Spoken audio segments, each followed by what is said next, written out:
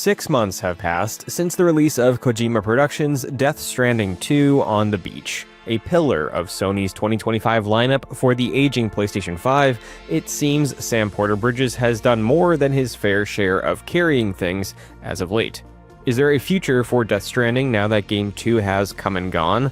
Or are Kojima and his team better off exploring greener pastures? Launching June 26th, exclusively for the PlayStation 5. For now, as rumors allege, Death Stranding 2 on the Beach delivered an unforgettable journey across post-Death Stranding Australia. With a new generation of hardware, Sony's Decima engine truly flexed to offer a standout title for PlayStation players and Kojima fans alike. Following up the well-received but decidedly divisive Death Stranding from 2019, 6 years of creation going back to the drawing board ended up delivering a sequel that managed to sit comfortably above its predecessor when it came to reviews.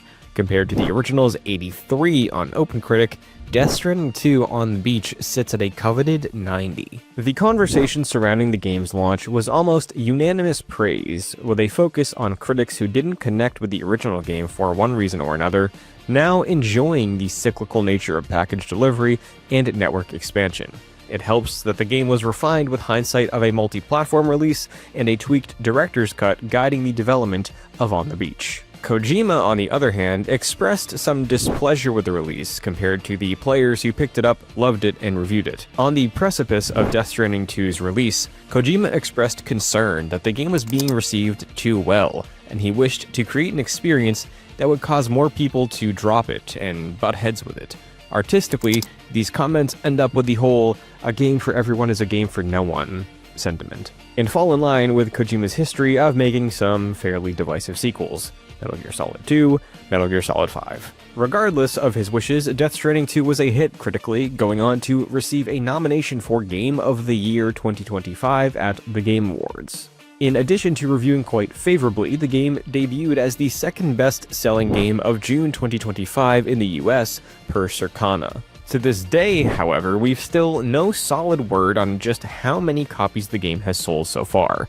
Ampere estimated the game managed to hit 1.4 million sales by the end of June, having been on shelves for just about 4 days. Anything after that is really anybody's guess at the moment. As a fan of Death Stranding since 2019, I can't say I'm too surprised by these sales. The game broke conventions and embraced a path of non-violence, encouraged selfless collaboration, and was a very far cry from the epic action of something like Metal Gear Solid 5, something many players were disappointed by in 2019. In turn, the game sold modestly in its initial run on the PlayStation 4, only becoming a much bigger deal for the company, hitting upwards of 20 million players once the game hit PC and Game Pass. So we'll see just how well Death Stranding 2 on the Beach is able to do on a larger scale once it hits PC. But beyond a definitive re-release, what's the future for Death Stranding as a series? The original game never got a traditional DLC, although it did get a bit of an expansion, with the director's cut adding some new content, so perhaps the fate of Death Stranding 2 on the Beach will lie in a similar situation. However, Death Stranding exists beyond 2 games we've seen the series get so far. In addition to numerous fashion collaborations that will likely continue, we know that Kojima has penned a deal for a film adaptation directed by A Quiet Place Day 1 director Michael Sarnowski, produced by Ari Aster and A24. In addition to the film, which is cooking in the background, in June of 2025, an anime film in development with line mileage with the working title Death Stranding Mosquito was revealed to be in production. Later, in November 2025, Kojima revealed an animated series titled Death Stranding Isolations was in the works with Disney+, aiming to hit in 2027. But when it comes to the future of Death Stranding in the realm of video games, Kojima has mentioned in passing that he does have an idea for a third Death Stranding game, although he doesn't believe he would be the one to direct it. Considering Death Stranding has proven to be a rich science fiction world filled with actors everyday folks can recognize, it wouldn't be that surprising to see the series continue onward as this expanding sci-fi world of multimedia. Death Stranding, while incredibly interesting as a game, is also quite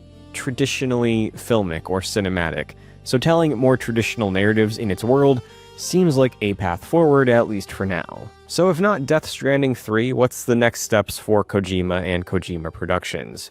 Lately, it seems he's extremely interested in his new upcoming projects, leaving behind Death Stranding and Norman Reedus in favor of his anthology title OD with Hunter Schafer, Jordan Peele, and all the vibes created by the Void of Silent Hills. Filming for OD is aiming to continue through 2026, and a release date is currently unknown, but a tease for one of the episodes titled Knock debuted at the Kojima Productions 10-year anniversary event that followed the launch of Death Stranding 2 in summer of 2025. Separately from OD, as one may expect, after producing 2 celebrated exclusives for Sony on top of a lengthy career collaborating with the PlayStation team for decades at this point, Kojima has also committed to making another exclusive title for Sony. Physint is Kojima's grand return to tactical stealth action, announced during the same Sony State of Play which saw the first grand outing for Death Stranding 2 on the beach.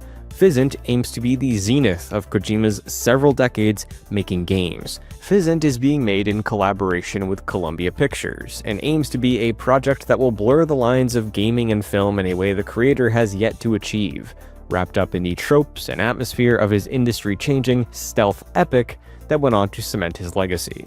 At the same Kojima Productions 10th anniversary event, which had OD news, Kojima also gave an update on this project, revealing that the game would feature Furiosa, a Mad Max Saga's Charlie Frazier, in addition to revealing key art for the game, masking its unannounced sure-to-be A-list celebrity protagonist in shadow, while quoting a track from an Asia song that feels like it could be right at home in Metal Gear Solid 5.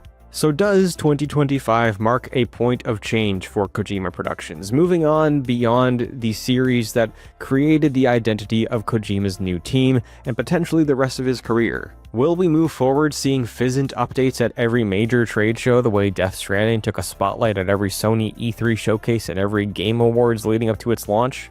Is it time for a new era of Kojima Productions no longer tied to Norman Reedus? If that is the case, it seems fitting that the celebrated release of Death Stranding 2 on the beach is a great way to put a pin in the Death Stranding franchise, at least for now. So how are you feeling about the state of Death Stranding as a series at the end of 2025 and Death Stranding 2 on the beach 6 months later? Was this your personal game of the year? Have you been waiting to play it with an eventual PC port? Be sure to let us know what you hope to see from Kojima Productions and Sam Porter Bridges next, and for more on the world of gaming, be sure to stay tuned to GameRant.com.